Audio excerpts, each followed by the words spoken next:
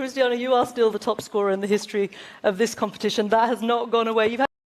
እግር ኳስ ነገስታት አሏት። ፔሌን እናውቀዋለን፣ ማራዶናን እናመልካለን። የሜሲና የሮናልዶን ክርክር ደግሞ በየቀኑ እንሰማለን።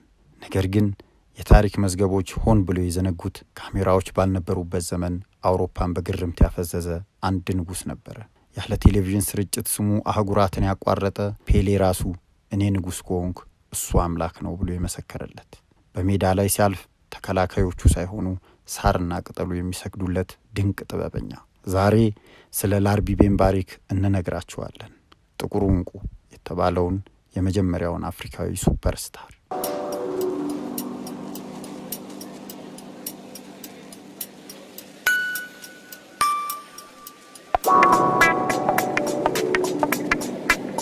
ታሪኩ የሚጀምረው በአውሮፓውያኑ 1914 በሞሮኮ ካዛብላንካ ነው። ላርቢ ገና በህፃንነቱ ወላጆቹን አጥቶ በድህነት ያደገ የየቲም ልጅ ነበር። ጫማ አልነበረውም፣ ሜዳ አልነበረውም። የነበረው ብቸኛ ነገር በባዶ እግሩ ባሸዋ ላይ የሚፈጽመው አስገራሚ የኳስ ጥበብ ብቻ ነበር።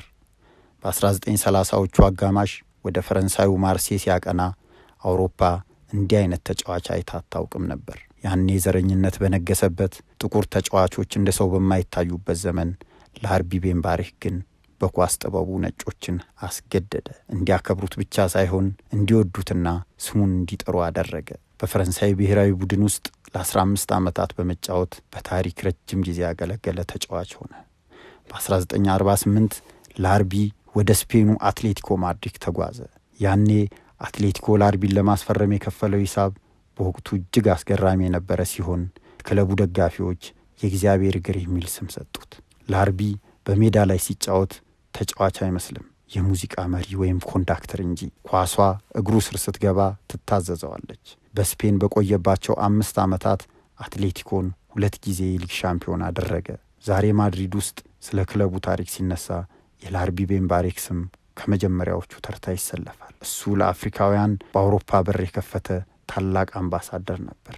በአውሮፓውያኑ 1950ዎቹ አጋማሽ በወቅቱ የ17 ዓመት ወጣት የነበረው ብራዚላዊ ፔሌ ወደ ካዛብላንካ ተጉዞ ነበር። እዚያም ላርቢ ቤንባሪክን ተመለከተ። ፔሌ በግርምት ተዋጠ።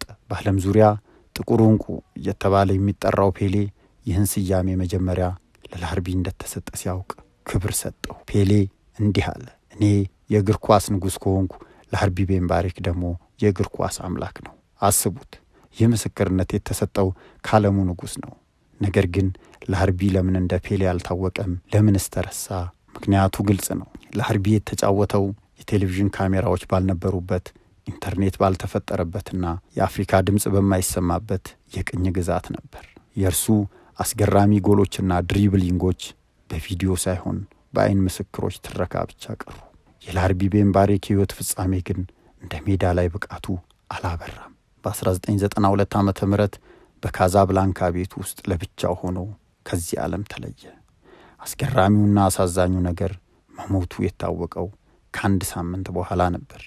ያ አውሮፓን ያንበረከከ ስታዲየሞችን ያስጨበጨበ ንጉስ በመጨረሻው ሰዓት አጠገቡ አንድም ሰው አልነበረም። ላርቢ ቤንባሪክ ግን አልሞተም። ዛሬም ድረስ በአውሮፓ ሜዳዎች ላይ የሚጨፍሩ አፍሪካውያን ኮከቦች የእሱ አሻራዎች ናቸው። ሳላህ፣ ማኔ፣ ድሮግባና ኢቶ የረገጡት መንገድ የተረገጠው በላርቢ ቤንባሪክ የባዶ እግር ትግል ነው። እግር ኳስ የታሪክ ዕዳ አለበት። ይህንን ንጉስ ማስታወስ፣ ታሪኩን ለትውልድ መንገድ ደግሞ የእኛ ድርሻ ነው። ላርቢ ቤንባሪክ የተረሳው ግን የማይተካው የአፍሪካ ኩራት። እናንተስ ስለ ላርቢ ቤንባሪክ ታሪክ ምን ተሰማችሁ? ከፔሌ በላይ የሚገርም ተጫዋች ነበር ብላችሁ ታምናላችሁ? አስተያየታችሁን በኮመንት አስፍሩልን። ለተጨማሪ አስገራሚ የእግር ኳስ ታሪኮች ቻናላችንን ሰብስክራይብ ማድረግ እንዳይረሱ። በሚቀጥለው ቪዲዮ እንገናኝ።